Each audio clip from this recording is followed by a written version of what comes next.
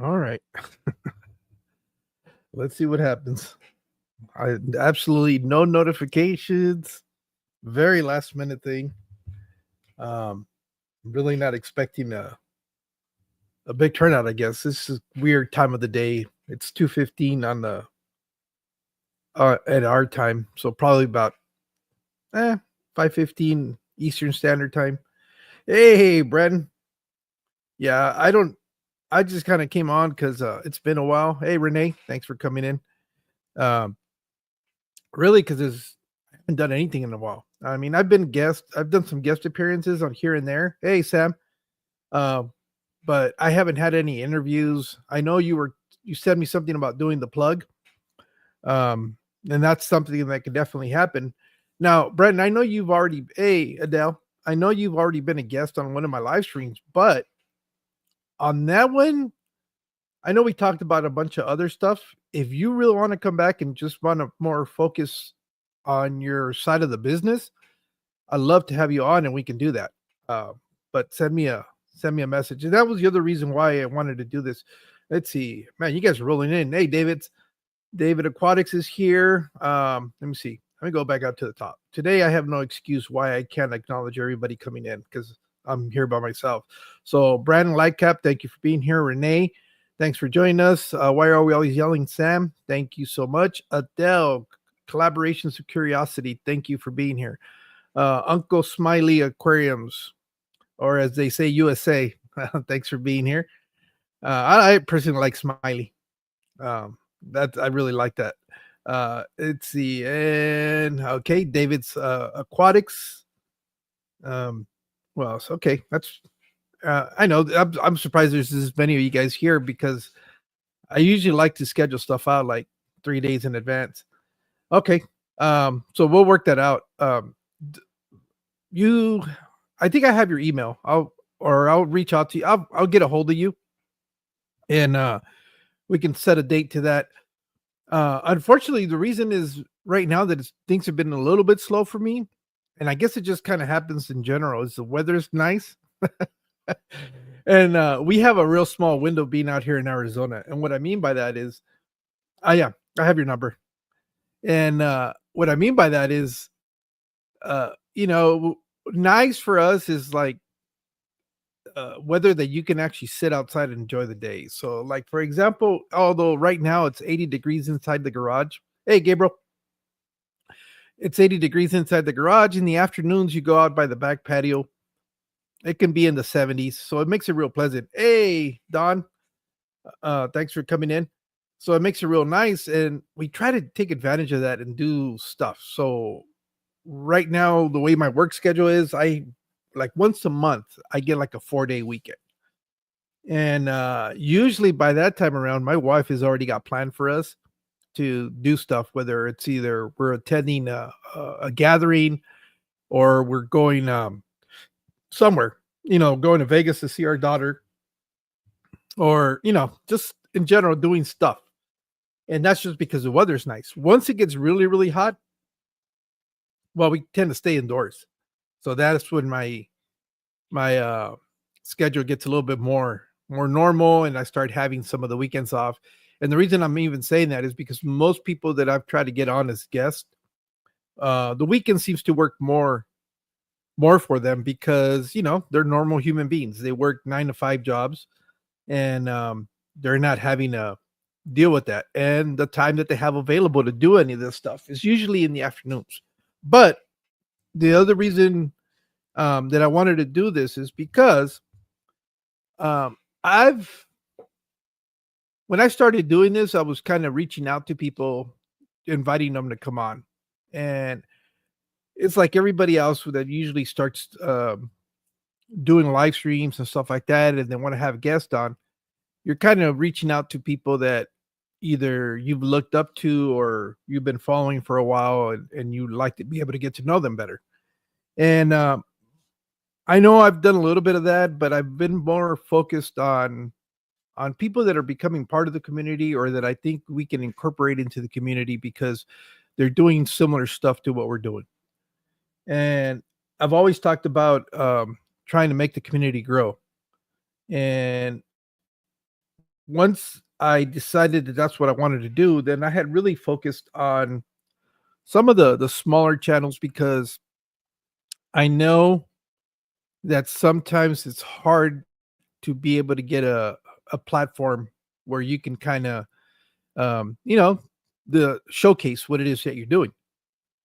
And so a lot of the, if you look at most of the bigger channels, and by no means I'm not even near uh the surface of those guys, but I'm very fortunate, and that's not dispelling what I have accomplished and who's I appreciate everybody that's following me, but I think now uh I've gotten a little bit of a platform where I can kind of allow people that are just starting off an opportunity to get a little bit of exposure.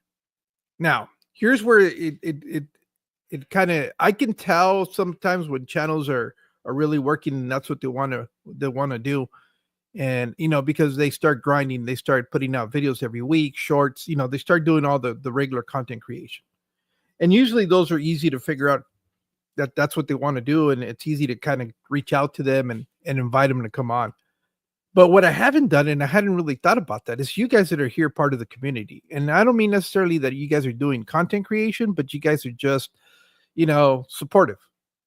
Um, if any of you guys, and see, that's where it gets a little bit tricky because I don't know if you don't have necessarily active content on your channel. It's I'm assuming that it's because it's you either thinking about it or you just enjoy kind of hanging out in the back and watching all this, which is kind of where I was at one point. But the longer you participate and the longer you get involved with this, the more of a inkling you get to want to be a little bit more active than just in the chats. So that's my long way of saying if any of you guys are interested, because I do go and seek out people, but I've never asked anybody if they were interested in just wanting to, you know, be interviewed. I guess that's really what I'm trying to ask. Um, that would be interested in being a guest on one of my live streams because there's at the end of the day, whether you create content or not, you're still a member of the community.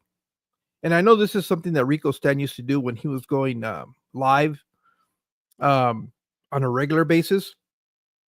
He would, his comment was always, if you are hanging out here, you're already a member of the community. You don't have to necessarily be a content creator to be a participant in the community.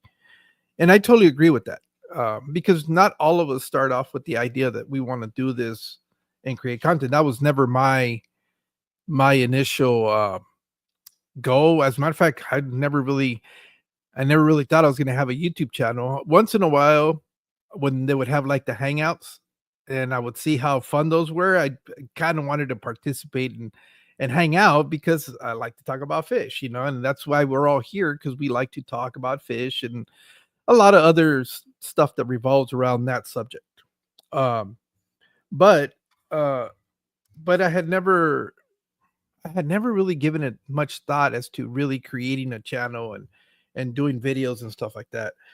For one thing, there's always that insecurity that you don't necessarily know or can add anything new to the community because you feel like you don't know much, right? But then again, that's kind of, I guess, healthy, healthy mentality. Uh, and it's okay to feel that way because that's pretty normal. I think I'd be worried a little bit more about somebody that would be like, "Oh yeah, I got this. I know everything there is to know, and I'm the greatest." I think that would be more of a red flag. But it's very normal for a person to have a little bit of not necessarily insecurities, but like it's kind of like, okay, I do know a little bit, but what I've learned is that we can all contribute. It doesn't matter. Something that you might think is insignificant could really be uh, the key that somebody else was missing, and they would never know about it unless you talk about it. Uh, I an example for me, I guess. I used to get so frustrated because I was trying to breed angelfish. I keep going back to angelfish because they were kind of like my nemesis for a while, and I couldn't crack the code. Hey, Benjamin. Hey, Bud Files. Let's see who else is kind of Warren, Wally's Freshwater Aquatics. Thanks for being here. Let's see. Did I miss anybody on the way in? I think that's everybody. And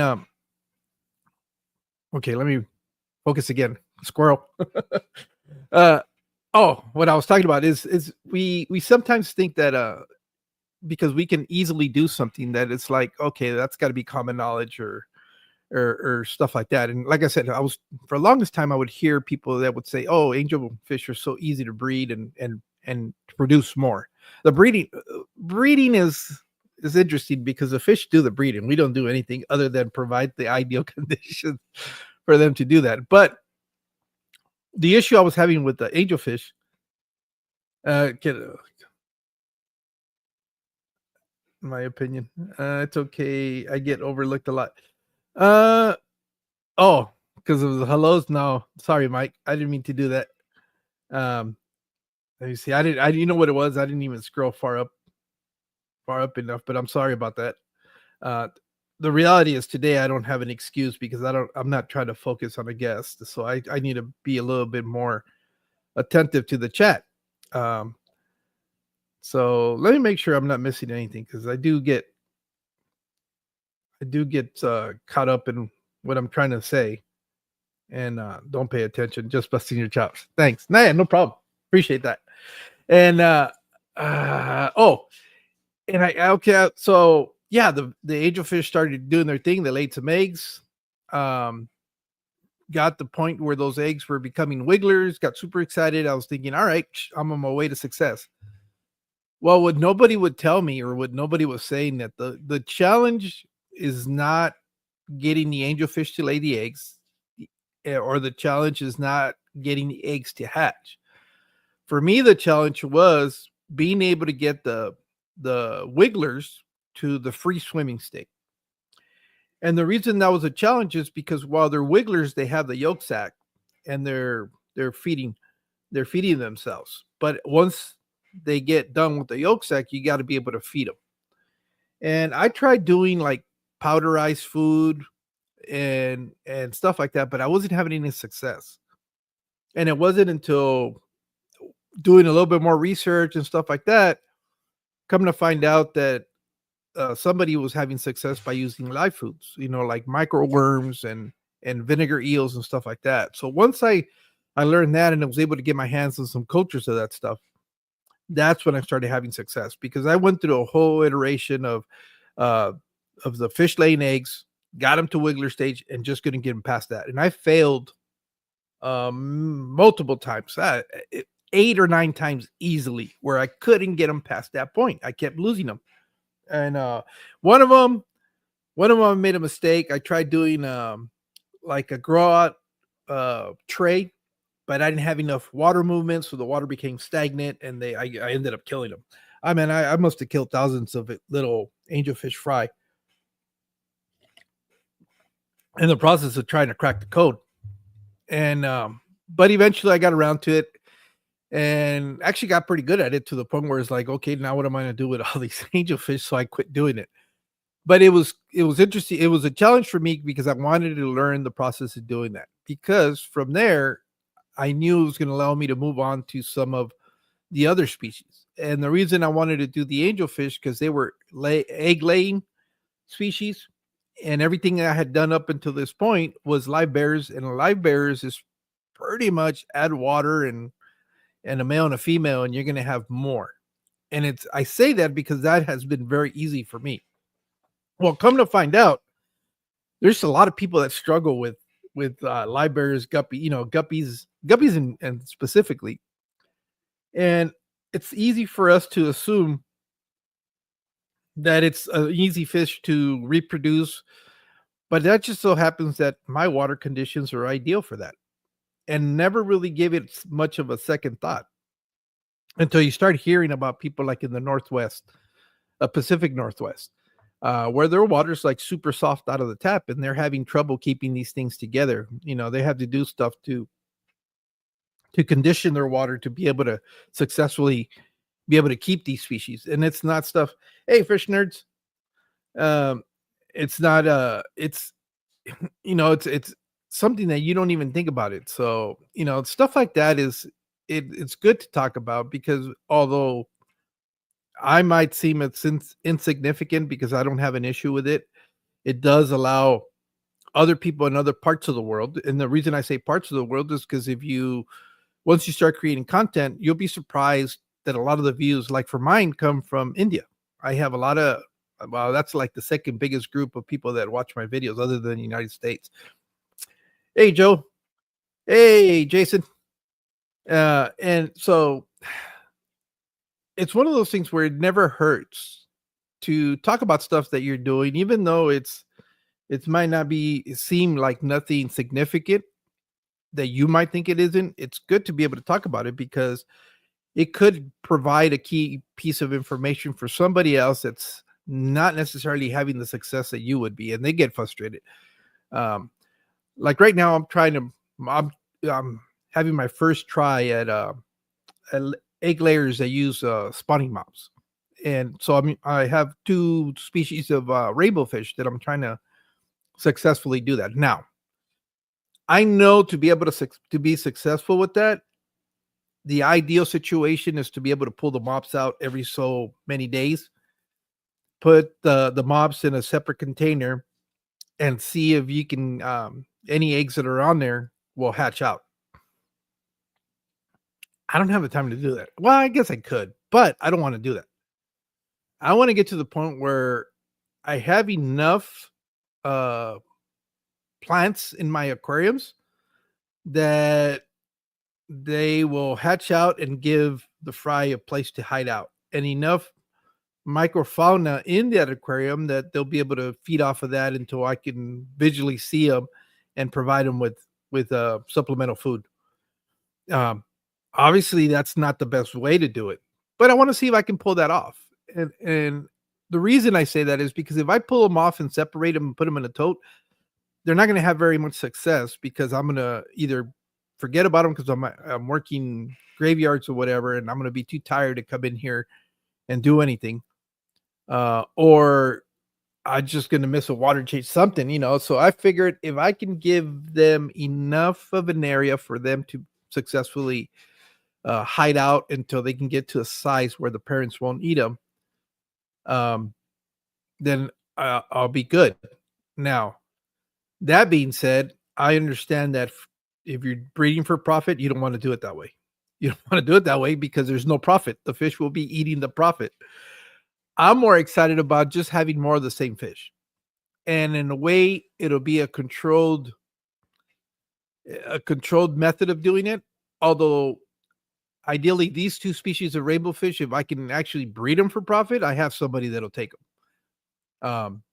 Somebody that would actually want me to be a regular supplier of them. But right now, like I said, it's just because of work. That kind of takes a lot. When you start breeding, it really does take a lot more attention and a lot more work, more dedication to what you're doing, because there's a lot of things you need to stay on top of. Just simply coming in and checking the mops for eggs can take you, anywhere between 5 to 10 minutes, depending on how many mops you got to go through. And if you're going to pull the eggs, add another 10, 15 minutes to that. And then if you're setting them up in a toad or an aquarium, whatever it is you're doing, then you got to do water changes to make sure they don't fungus up, and if they're hatching. So this breeding implicates a lot more dedication and time that right now, currently, I don't necessarily want to do. Um, Again, I'm going about this as being the lazy breeder, I guess. That's what really um, is kind of my attack to that. But let me see, make sure I'm not missing any questions. I know you guys are talking amongst yourselves. Um, so all that being said, yeah, the lows, yeah, as a matter of fact, even Jeff had said that he could probably print some out for me and just send them the stuff for the shipping. But here's the thing. I don't necessarily run air on the breeding tanks, and that would implicate me having to set up an air loop or something, which I think eventually I might do.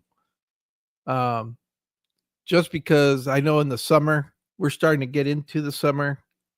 If I don't set up the air conditioning in the garage, the tanks are going to get warm, and when water gets warm, it loses a lot of its oxygen. So I think eventually I'm going to see how far I can push it. If I can go the entire summer without supplemental oxygenation of the tanks, I'm going to do that. I just like the fact that my fish room is pretty quiet.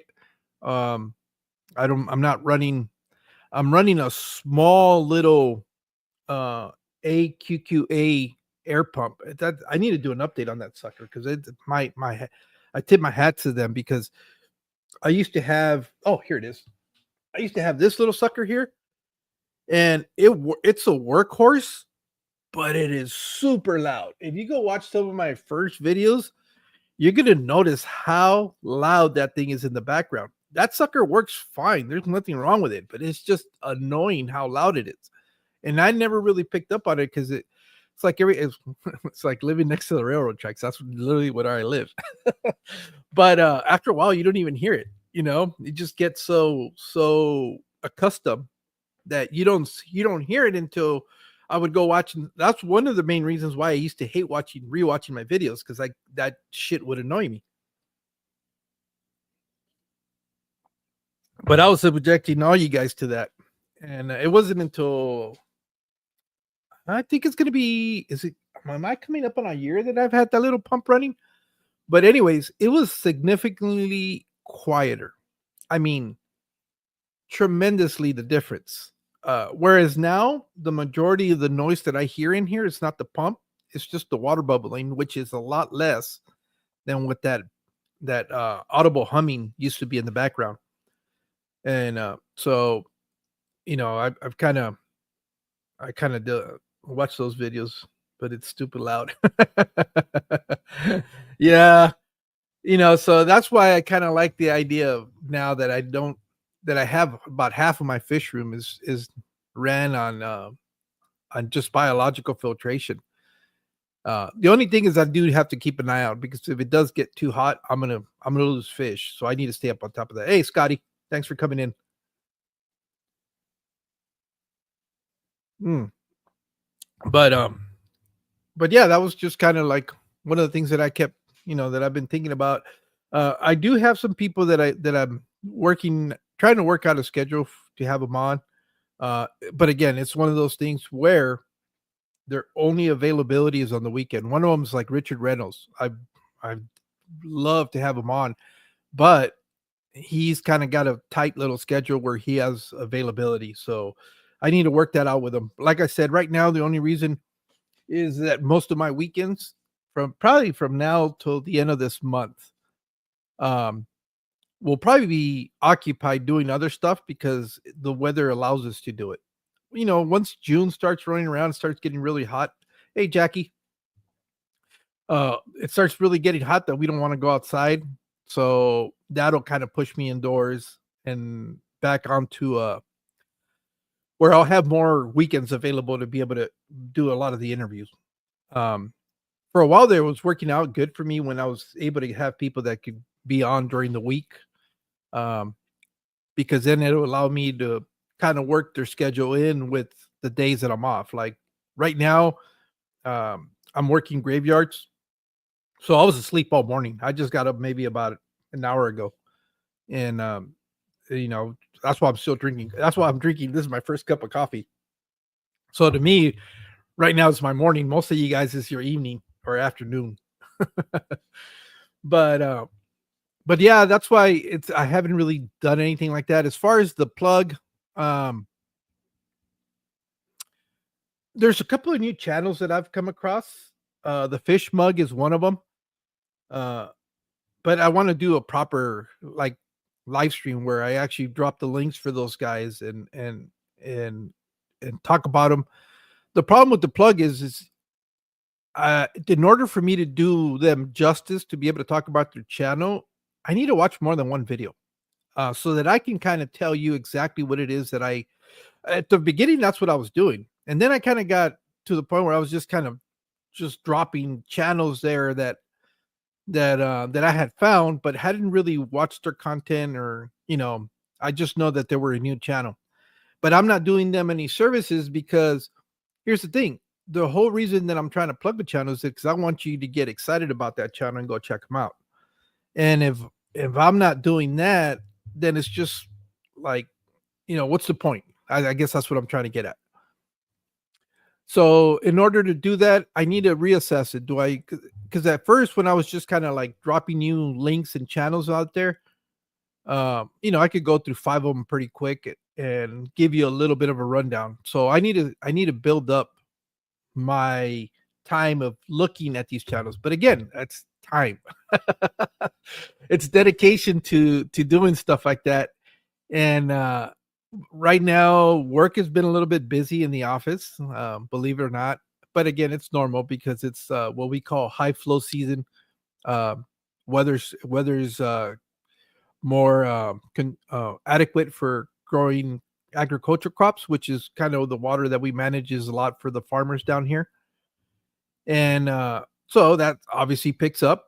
If that picks up, then our attention to what we're doing starts picking up too, because we got to do adjustments uh, to make sure we fulfill whatever it is that it is needed to be done. So that kind of keeps me a little bit occupied at work.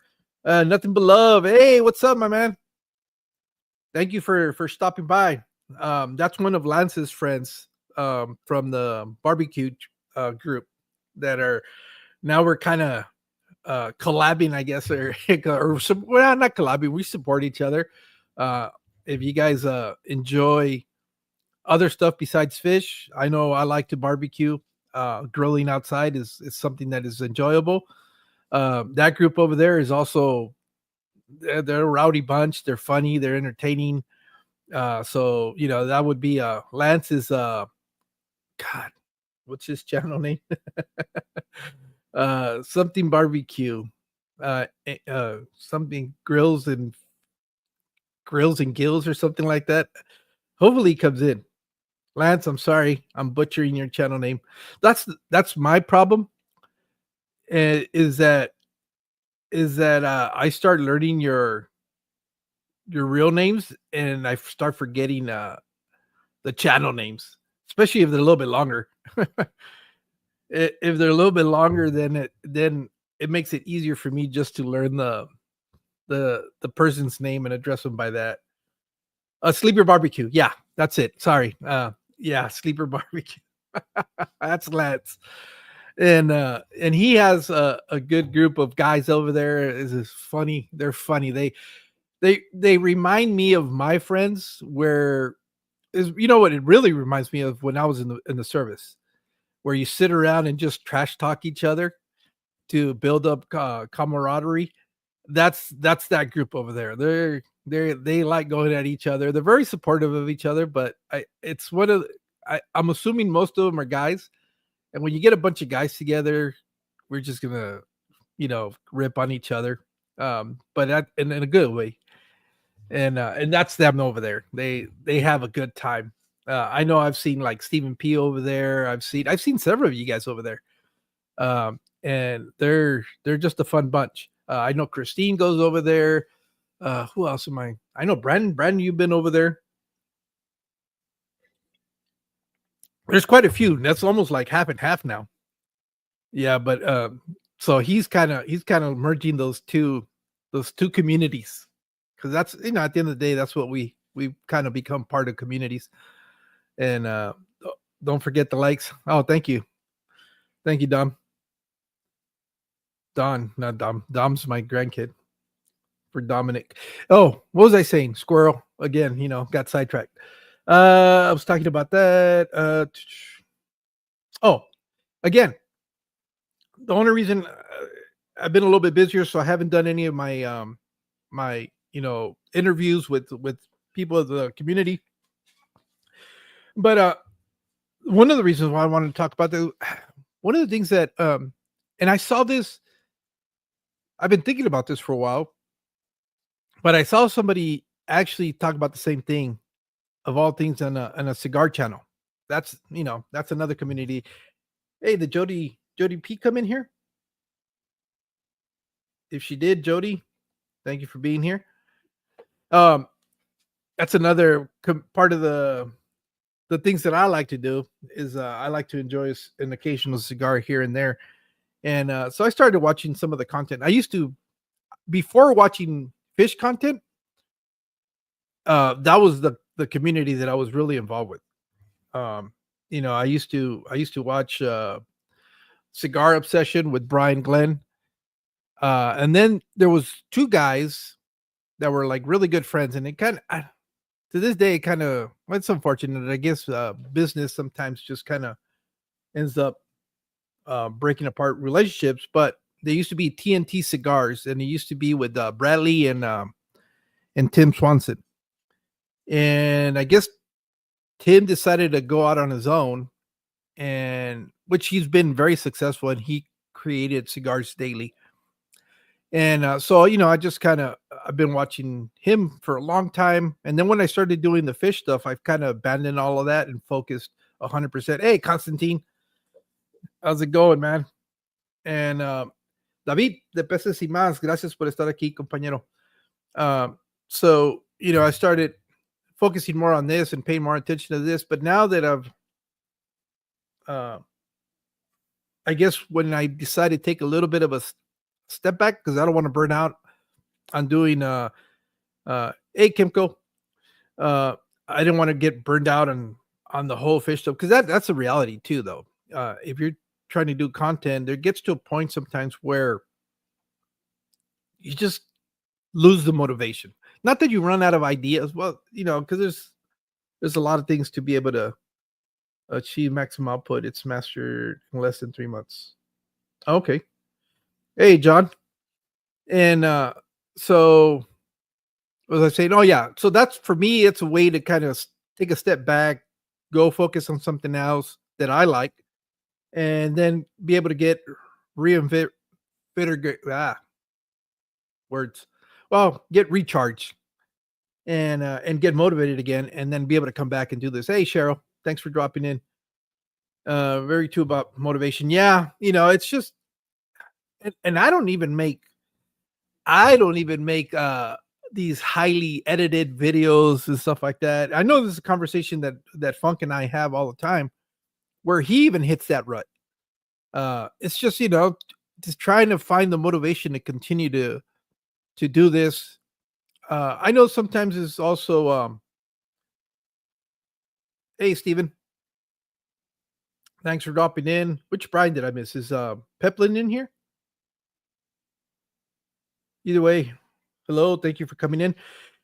So, it gets to a point where sometimes, especially if you're not seeing the returns that you think you should see, which to me, that's never really been an issue, because I've always told you that is not something that I really care about. Um, I I thrive on more of this interaction, being part of a group, being able to have conversations, being able to pop up on other people's live streams and just hang out.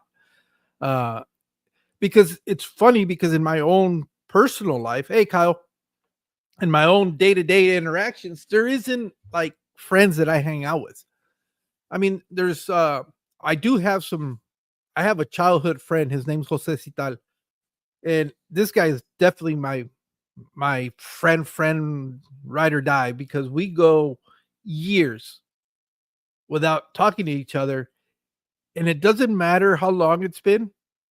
The moment that we do talk, it's like nothing has, like, it's only been a day that we haven't seen each other in our minds, just that connection that him and I have. And we'll just pick up right where we left off. Like, if nothing's happened, of course we'll catch up, because it's been a long time since we doing that. I know he's been trying his hand at comedy for a while, and that's the last thing we were talking about a while back, is that he also got to a point where he was had lost that motivation, but it seems like he refound that passion again. So I was congratulating him because he was actually doing opening up in San Diego for an event that they were having. So he was doing the stand up there, and so that was kind of cool, and to be able to see him. So, but he's probably he's probably one of the guys that's been a childhood friend. Met him when I was probably about, I don't know, 10 or so, and we've been friends ever since. And it's crazy because, like I said, there's been points in our life where we'll go several years. So I'm talking about, there was one point where we went almost like 10 years where we didn't speak to each other. I mean, with the advent of social media, we would come across each other and you know, leave a comment here or there or whatever, but never had a conversation. Uh, and then one day I went live on Instagram. He popped in there and we were just hanging out like if nothing. But what I was trying to get at, again, squirrel went on a sidetrack. Um, One of the things that the reason that I like to do what I do on YouTube, yeah, it's good to grow. Don't get me wrong. I'm not looking down on that, or I'm not trying to belittle that aspect of it. Um, I believe if you're going to do something, you're always should try to do it better as you go on. And I've done that a little bit, I think, with some of the content that I put out there. I've put a little bit more attention in trying to create a little bit better thumbnails, um, trying to create a little bit better videos when it comes as far as if I'm doing a store tour, trying to get to talk to the owners of the stores to give us a little bit of information about their store and stuff like that. So I know I've tried to pick up on trying to do things a little bit better, but that's just, in general, if you're going to do something, why not try to improve on what you're doing and become better and better and better? But it's not because the end goal for this is to reach 1 million subscribers. That is not the main reason. Um, I think more than anything else, one of the things that, I just remember what I was talking about before I got sidetracked. It's my interaction with community. I love getting to know people. I love being able to share experiences. I love the hangout. Again, one of the big motivators for me to continue to do this is when I get to go up on somebody else's channel and just hang out with them and talk and kind of do what I was talking about where the guys in the barbecue side do, is just kind of rip on each other, but it's not done out of spite. It's more of a just way, I guess, of showing affection or appreciation for somebody. It's just it doesn't sound right in today's society where everything you have to treat with sensibility, but from my generation, that was the way you kind of showed somebody as we would say, you would fuck with them, right? And so I'm not going to change that. That's always who I've been. Um, Also, what's been really cool about having a channel and doing content and stuff like that, it's granted me the opportunity to get to meet some people in person. Like Gabriel, me and him got to hang out last summer with our wives at a fish event. Um, so those are the things that are really, really. I got to meet him. Let me see. I've been very fortunate that I've gotten to meet him, Drew, Fishy Biz. I got to meet Eddie from Vibes Aquatics, Chris George from what's his channel name? See, that's why I hate it. I forgot his channel name, but he does the Dungeons and Dragons stuff. Who else did I get to meet? Oh, well, obviously Steve from Warrior Planet Tanks. Um, El Safe Space, El Safe Space. Hmm. Who else did I get to meet? Lily from ichthyology. Lily, what is it? Lily. I see. This is where Funk's always right about knowing the channel numbers and not the people's names, because then when you try to plug them, you can't remember their channel name.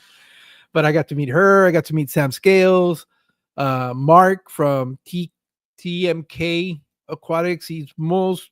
Um, he does a lot more stuff on Instagram. I got to meet him in person. Uh, I want to make sure I'm not forgetting anybody else.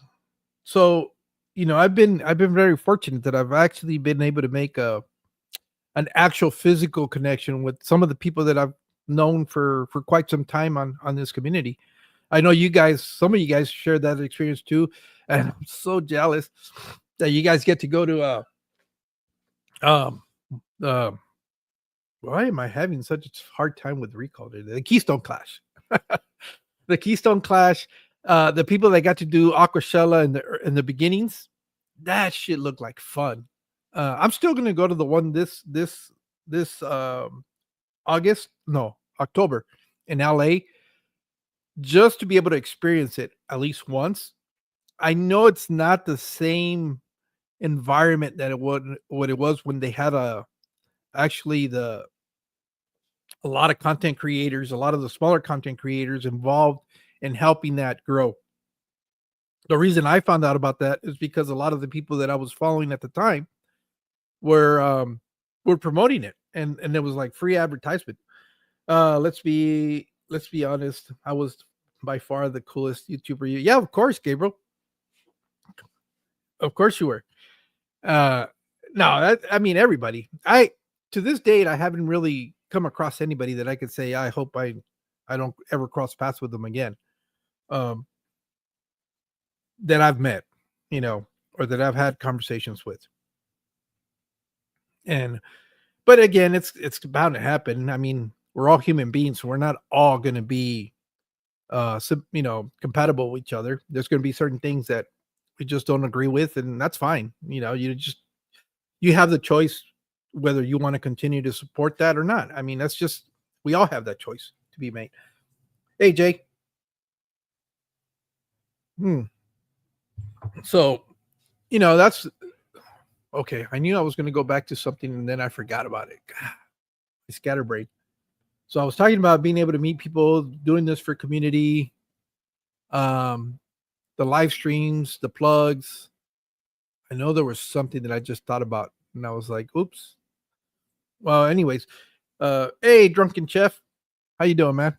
He's another one from Sleepers Barbecue crew, and okay, I know what I was talking about. That it was a comment that I had heard on a live stream from one of the cigar channels that I follow, and the guy was talking about precisely that. That it's his biggest ambition is was the fact that not that he's trying to work in the industry,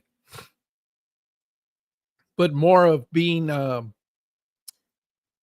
having the opportunity to get to meet more people that are like minded, kind of like what the whole reason for doing the interviews for me has really been to get to know you guys on a more personal level. We get to see what you do when you put up a video, and we get a little bit of your personality across those videos, and we get to see what you're doing and what you're keeping and stuff like that.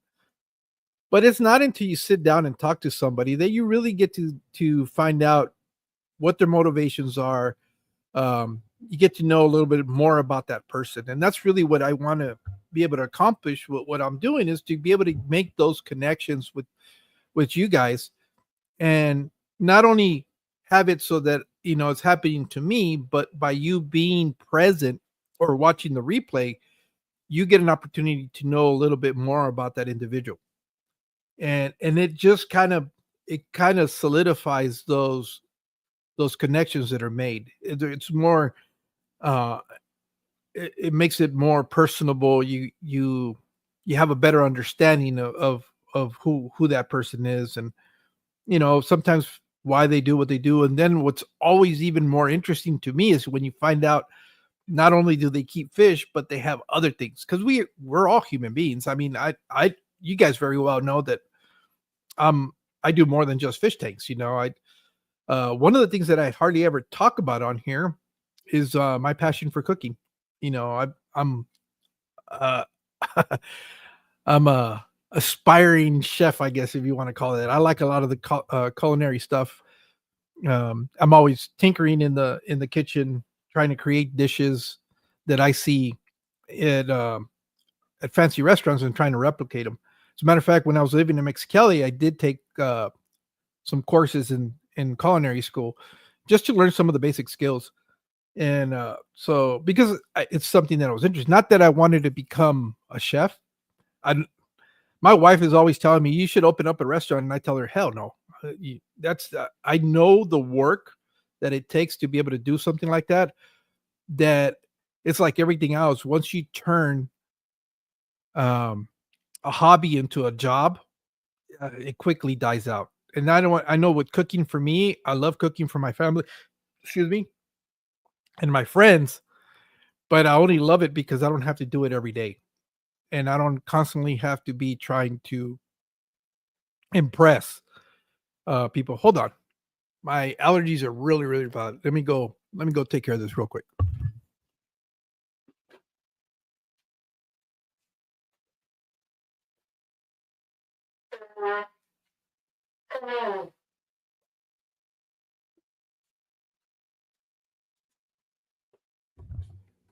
Man, my sinuses were all stuffed. I couldn't even breathe.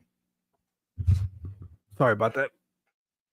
So, it's one of those things where I think my enjoyment and my passion for cooking is I love seeing people's reactions. I love being able to spend time and create something and see the reaction in people's face, especially when it's something that they really enjoy.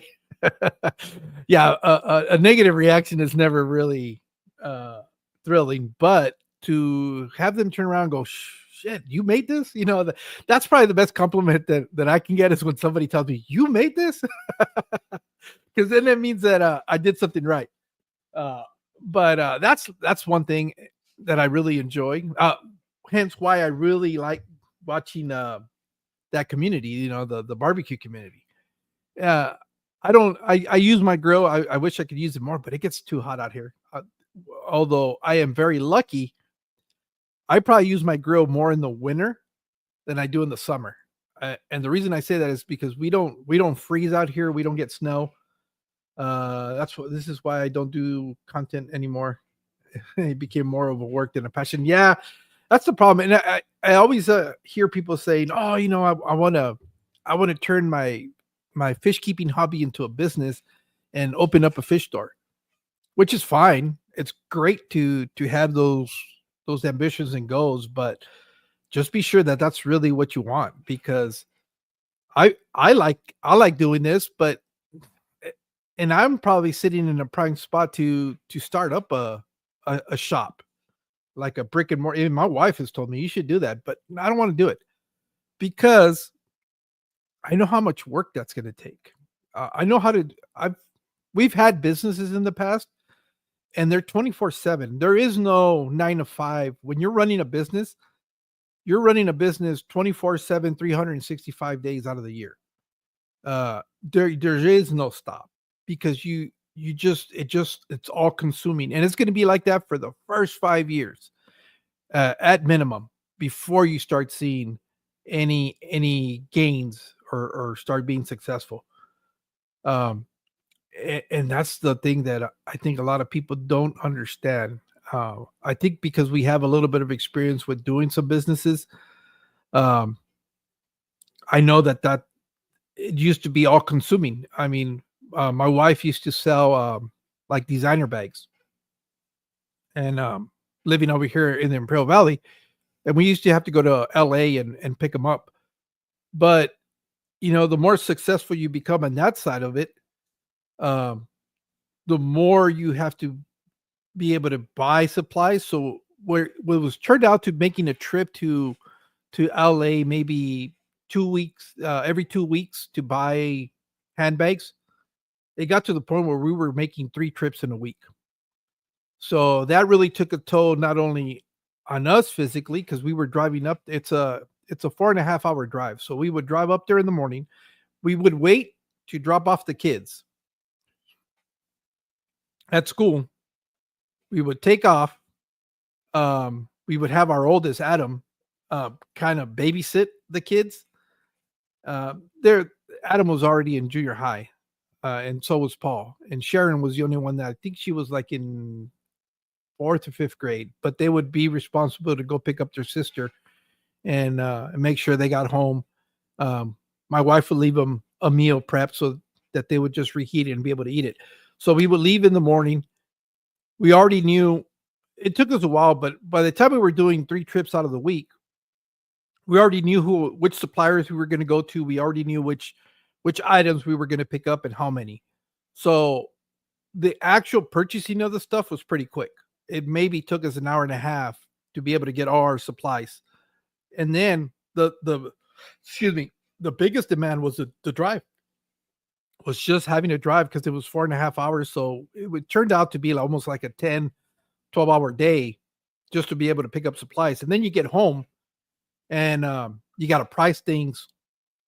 You have to sort them. You got to, because, she would put them in, she had her own system of how she would do that. And it was because the reason she was having so much success is because she was going almost like door to door. She would have customers that she'd go visit and provide them with the product and stuff like that, and they would get to pick. And she had this whole thing down. But the thing is, what started out as being like a little side hustle was really consuming all of our time. Don't get me wrong, she was making very good money. It allowed us to do some things that under any other circumstances we wouldn't have been able to do.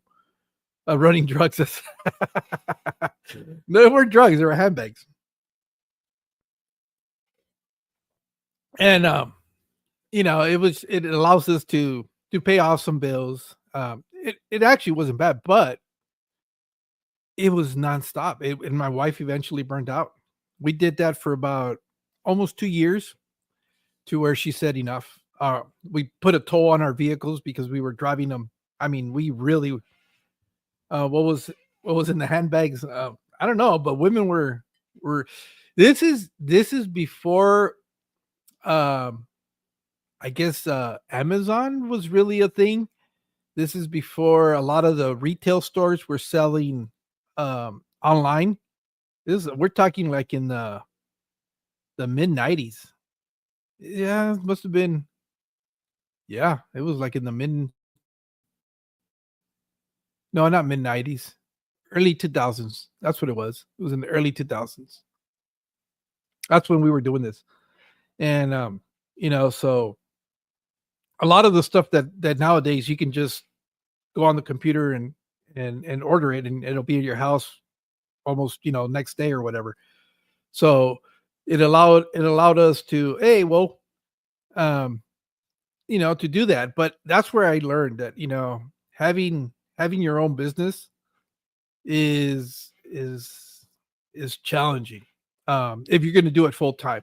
And if you're going to do it full time and you want to succeed, you're going to be dedicating a lot of time, a lot of money before you start seeing a return on that.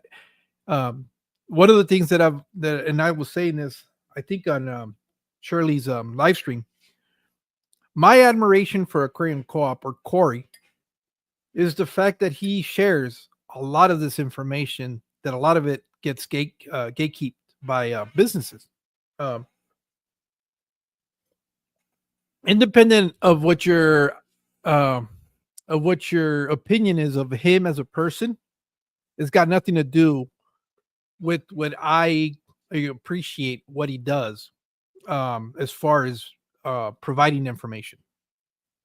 And I think he really does provide a value for people that are trying to stake their hand into getting into the fish industry as a business.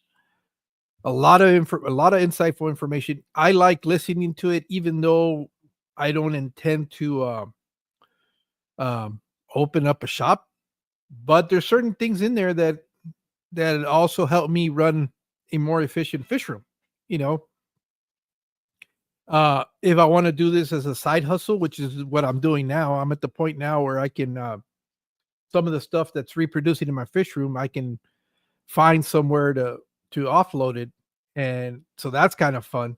I all learned it from stuff that he was talking about. Stuff he basically shared his personal experience and some of the things that he did to gain success, and I can appreciate that. That information is priceless because he's giving you the blueprint of how he was able to do that. Now, he doesn't hold back on saying how difficult it was and how much it almost ruined him, which I really appreciate because a lot of people will give you business advice and they won't tell you the dark side of it or the bad side of it and how often more than likely people fail and how many times they fail before getting success.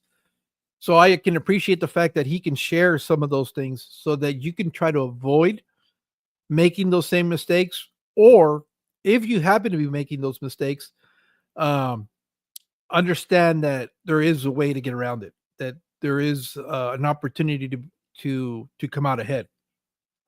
So that's one of the things that I really really admire about what he does, and providing that information, making it available for anybody that's interested in it. And for the longest time, I guess it was sitting for free on YouTube. I don't know if it's now behind the paywall or not because I'm a subscriber. I'm not gonna lie.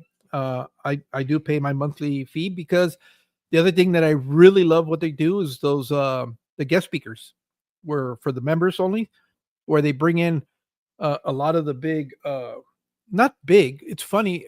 Here's another thing that I found really interesting, correlations.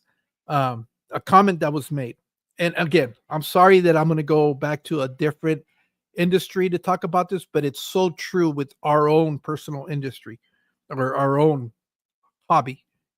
Um, they were talking about cigars, and in that niche, like in everything else, you're going to have certain personalities. Oh, thank you, Jesse. Certain personalities that are going to be like the quote unquote stars of that industry. Uh, Easy. It's real easy. Okay, let's put it to you like this. We all know the bigger channels are um, King of DIY, Aquarium Co-op, um, um, Caveman Aquatics, Primetime Aquatics, KG Tropical. Those are names that we can all pretty much place as being big influence or content creators in our industry or our industry on our hobby. Most of us have known them, at one point or another. And whether you like them or not, you know that they exist in this environment. That's not the point. Well, the same thing was happening in the cigar industry, where you have these certain personalities that kind of stand out, and they become kind of like the bigger channels and stuff like that. Uh and and the other thing was what the guy that was being interviewed was saying. He goes, "It's interesting because some of the most important people in that industry um, are names that people wouldn't recognize." And that is so true about our hobby. Some of the really important names in our hobby, people that have gone out into the field and found certain species, all this stuff. A lot of us wouldn't be able to name them. I mean, some of us would because we're such nerds at that level that we understand them. But I think in general, uh, like if you do drop one of these names, you would kind of go, "I've heard it, but I don't know where from or what exactly." Uh, and and and that was so interesting to me because it's so true of ours. And what I'm trying to get at before I get too sidetracked on that is exactly what Aquarium Co-op has been doing with their guest speakers. They're trying to bring some of these names that we should know because they are very important people as to either developments within the hobby, because they've discovered species within the hobby. Uh, so these are names that maybe on the surface we wouldn't recognize, but they are big players in our hobby, and they're giving them that platform. And what a better place to go than to be elevated by, a big channel. We're not going to kid ourselves. Anybody that has over 50,000 subscribers is a big channel. I mean, that's just, it is. 50 to having having 500 people subscribe to your channel it's a big deal because that's 500 people that are watching what you're doing. But you start getting higher and higher in those numbers, and then it really becomes imperative that they garner a pretty big audience. So to be able to hey, legend Coral, thanks for coming in. Craig, thanks for dropping in. Jose, thanks for coming in. Jesse, see who else has come in while I've been just kind of ranting. Yeah, let's see. I think that's, hopefully I'm not missing. Wow, Aquatics J from the Nano Fish, the Nano Aquarium guy. Thanks for being here, Gabriel, GNC. Yeah, I think that's everybody. Sorry if I missed somebody. Yeah, like Greg Sage. Yeah, exactly. There's Greg Sage. There's a guy that does plecos out of Brazil, Leonardo Sousa.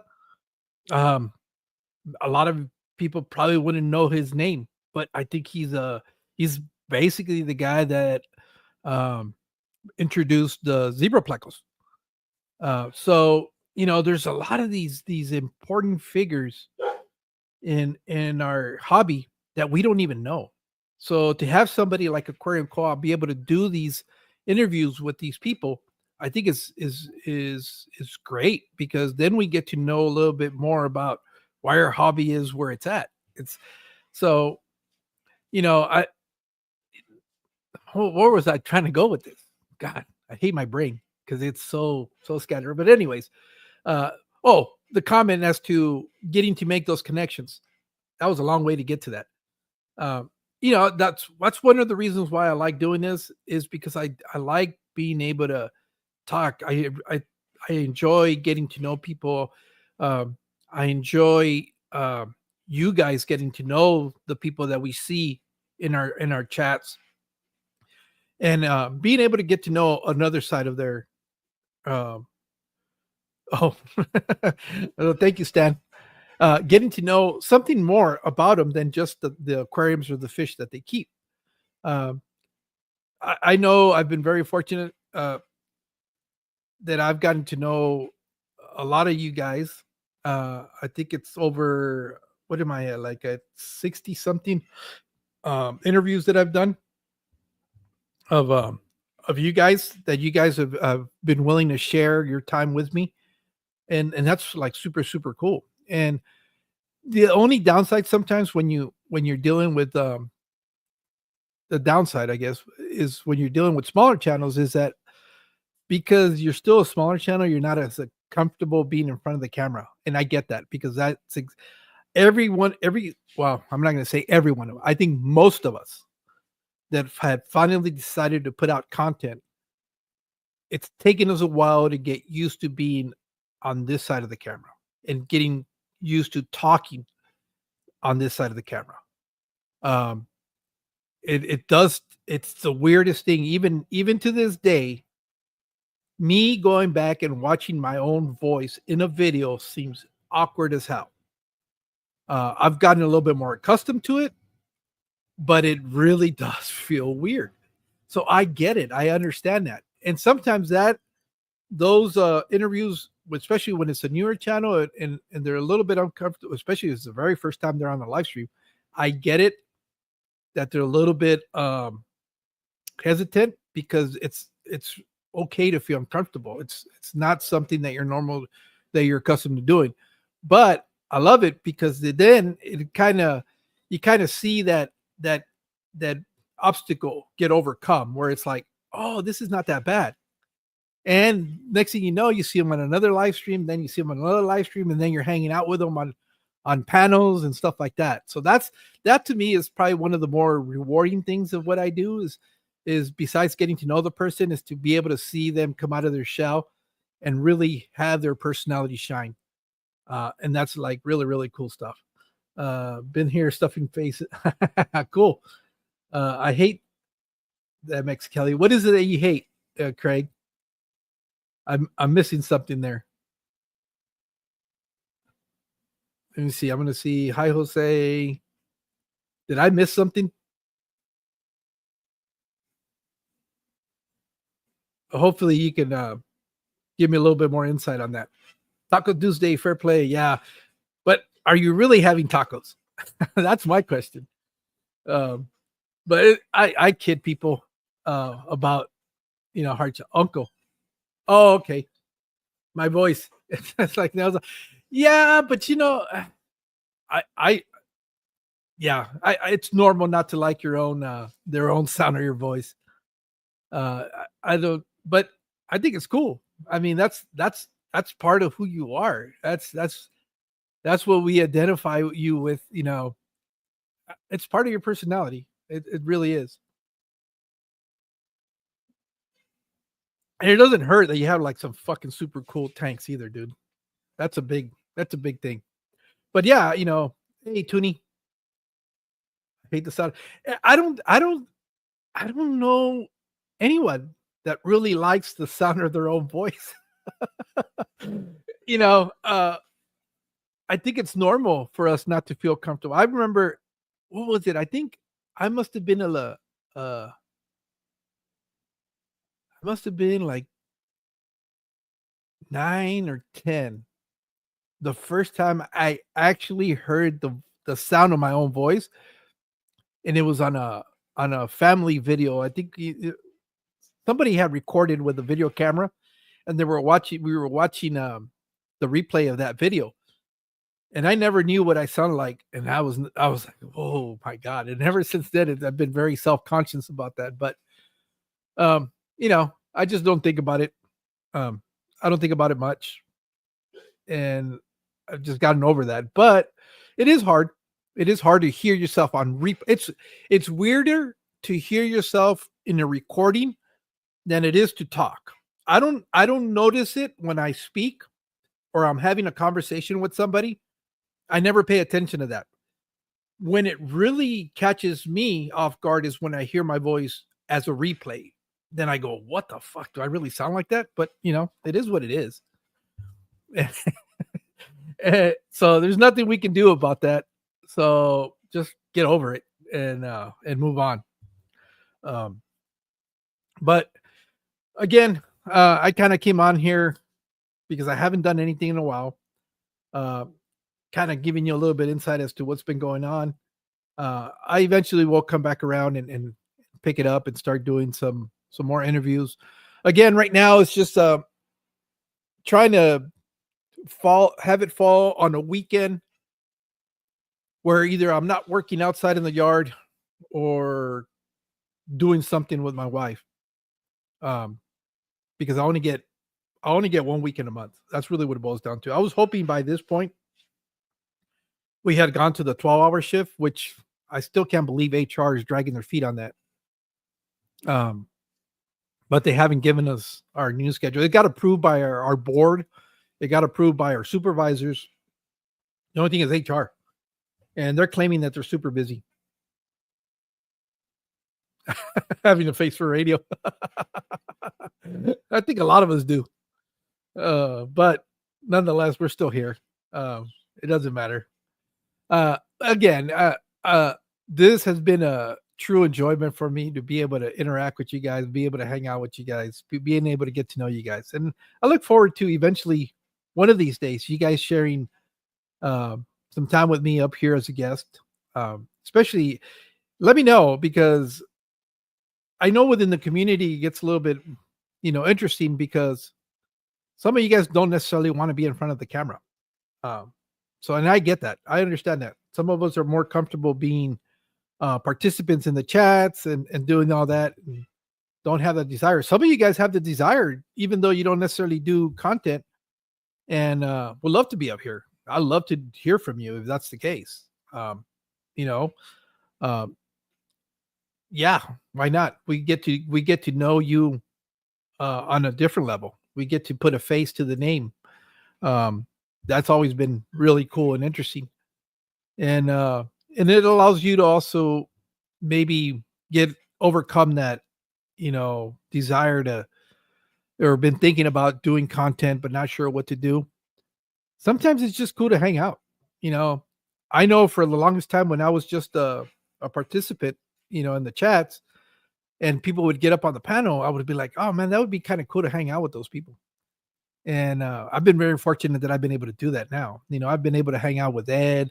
I got it to able to hang out with Rico, um, with Stephen P, with uh, I had most of you guys that do videos or do content. I've had a great opportunity to hang out with you guys for a little bit at least, if not for a long time. John recently, me and him hung out for quite some time, just going back and forth. Eddie is another guy.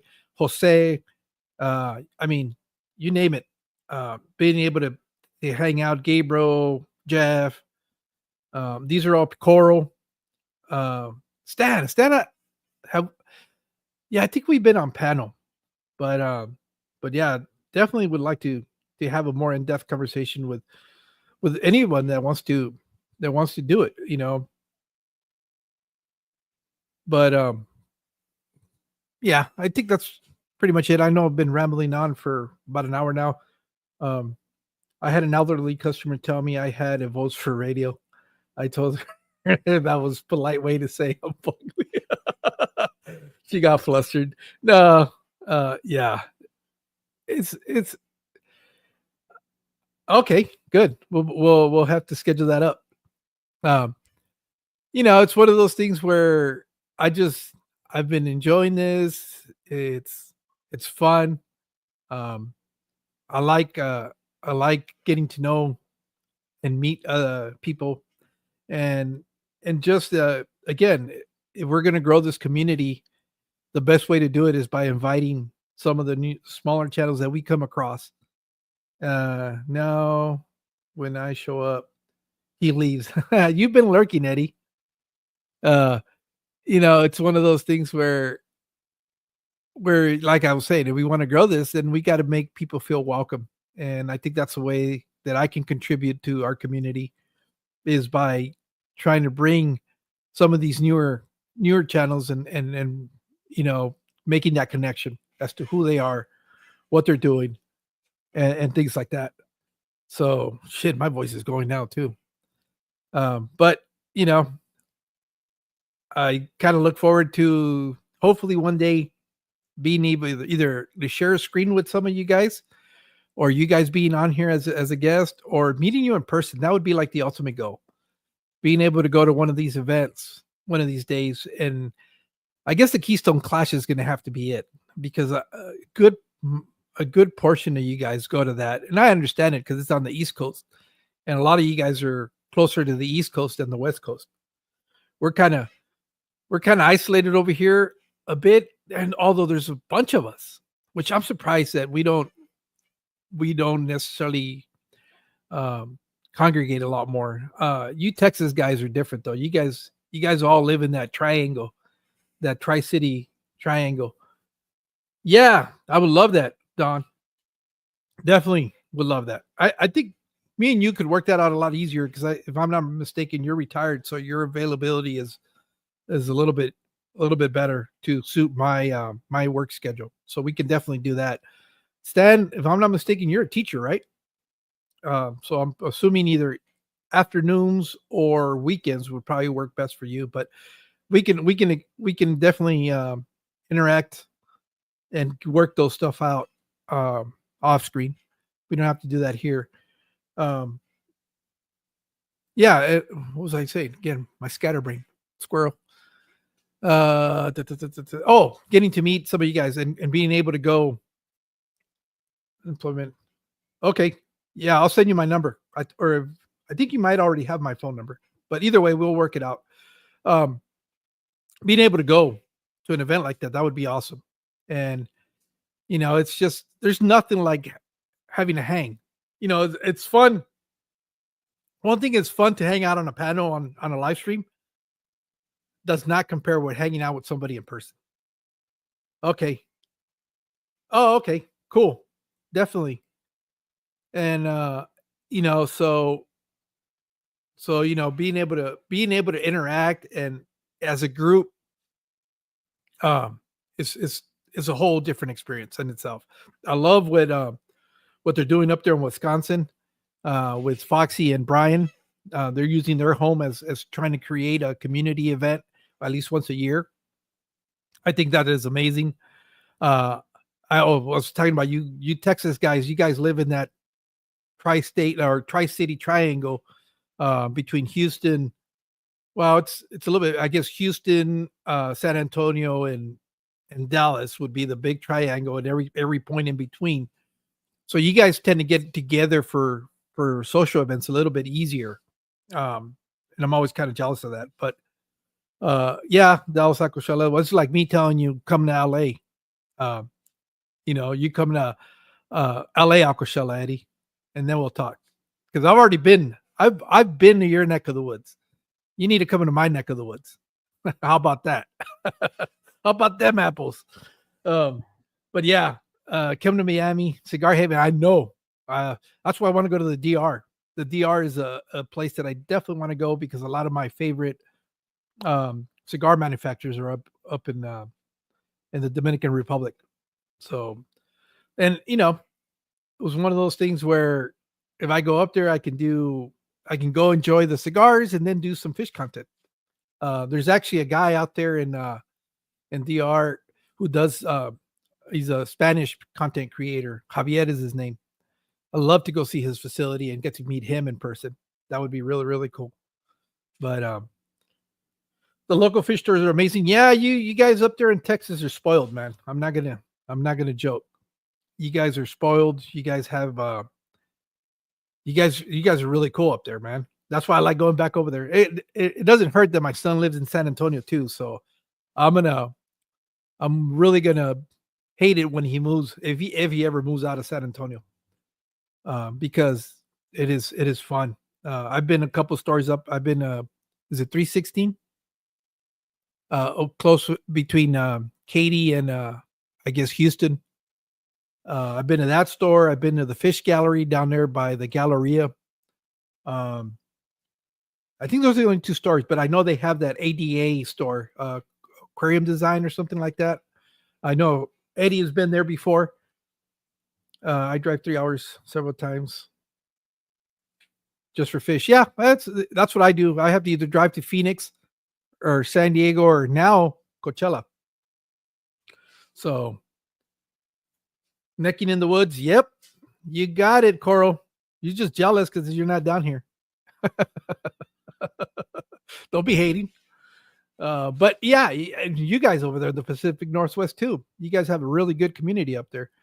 In Arizona, I think I'm kind of isolated. The only channels that I know is Poseidon's Pets. I've gotten to meet Kyle. He actually goes to the same fish club that I go to. Desktop Aquatics, another Kyle, but he's moving out of Tucson. He was in Tucson. And I think he's going back east or Midwest or whatever, but he's not. He's leaving the West Coast. There's Bishop Aquatics, who breeds guppies. Let's see who else do we have out here in Arizona that I can think of. There's not a whole lot of us. Definitely nobody big. And there's a bunch of breeders. So up in the Phoenix area, there's a lot of guys like Mike Coleman, Ron Sawyer, who else? Richard Munoz, Martin Dominguez, Adelina. They're all breeders up here in the Phoenix area, but they don't do necessarily content. So I guess before I wrap it up, I am going to San Antonio. I think we're going to be up there if my wife doesn't change the dates. From the 5th of July to, I want to say, the 17th of July. And I've already reached out to a couple of people up there. I'm part of their Facebook fish group or fish club group, the San Antonio Area Aquatic Society, I think is what it's called. Hey, Tommy. And so I've already posted on their website that I wanted to go check out some store suggestions. I've been to Lone Star Aquatics. I've been to the Aquatic. no, the Water Garden Gem, which I need to go back because they've actually changed it up quite a bit. I went to those two stores. Is there another store that I'm missing? I think I've only done those two. For some reason, I was thinking there was some. Oh, well, I got to go to Austin. That's why I'm thinking that. And I got to meet Eddie, and we got to do tiny aquatic treasure or something like that. Correct me on the name, Eddie, of that store that was really, really nice store. And then up in Houston, like I said, I got to go to is it 316 Aquatics? I got to remember what the name of that store is. And I got to go to um, the Fish Galleria. But those are the only two that I got to do up in Houston. But like I said, I'm going to be Norwich. Oh, okay. That would have to. I have to figure out if Cranston Co-op is in the Seattle area. Yeah, that is correct, Constantine. Tiny Aquatics, yes. And yeah, and I saw your video that you did, Eddie, where they have a 2 point. They have another store, so they opened up another location up there in the Austin area. So that's there's that. But again, I'm going to be in San Antonio for. I was hoping to be up there for the ALA show, but that's not going to happen. I'm not going to go all the way up there for that weekend and then have to turn around and go back up in July. But I am going to be up there. I'm going to get in touch with Creekwood Aquatics, and hopefully he's done some changes to his fish room, so we'll go do that. And I think we're going to do the live stream, his interview. I'm going to do it live. That'll be the first one that I do, an interview of somebody that's live for the Mexicali thing. There's a guy that reached out that is Lone Star. Yes, I've already been to Lone Star. Oh yeah, no. Yeah, you're sorry. I was thinking of Lone Star Aquatics, but yeah, that's the convention in San Antonio, and that's from June 12th to the 18th. And I know there's a few. I know most of the guys up in the Texas area, in that tri-state area, are going. Tri-City, not state, Tri-City area, are going to that. So that'll be a great opportunity to meet some of those guys there. Yeah, I know. And I was kind of looking forward to being able to hang out with you guys, but I'm going to have to push that back. Hopefully, one of those days I can get away and go up to Houston. And if that happens, we'll definitely have to link up. Whether we go store, go do a store. What the fuck is going on? We can do a store tour together, or we can just hang out for coffee or whatever, or something a little bit stronger than coffee and and something else. But that's just kind of, I'm going to be up in that area for those, and I'm trying to do as much as possible when I'm up there. Like I said, I know I'm going to go visit Creekwood Aquatics again. I'm doing the. Let me see if I can get this guy's. He set up his garage basically a store. He converted it over to a store, and it looks really cool. And several people recommended that I go do a tour of their fish room. So that's going to happen. We just got to work out a date that works for them. And I think they suggested a couple. There was like a new store that I hadn't been to in San Antonio, so hopefully I can get an opportunity to go out and check that out. So don't be surprised if all of a sudden you start seeing like this dump of videos from the San Antonio area. And if any of you guys happen to be in the San Antonio area that watch this, reach out to me. I'd definitely love to be able to meet up with you guys, and whether we go do a video or just hang out and chat, doesn't matter to me. I'm down for all that. So with that being said, I don't know if anybody else is going live right now. Hopefully they're not, and I'm not interfering with their channel. But I think I'm going to jump off. I got some stuff that I need to get done. Oh, yeah, that's right. Happy Place Aquatics is going live soon. He's going to be going live at 4 o'clock, so in about 20 minutes. So make sure you guys swing on over there if you guys are looking for a live stream to go hang out in. And we got here. Yeah, Chuck, just a little late. I'm eating at the moment. So thank you guys for hanging out with me. And I'll see you guys during the course of the day somewhere. I'm sure we're going to come across. I'm on Facebook. My email is my username. Joe. Okay. All right, guys. Well, you guys take care. Enjoy the rest of your afternoon. And we'll see you guys soon. Later. Oh, wait up. I have to be able to end it. There we go.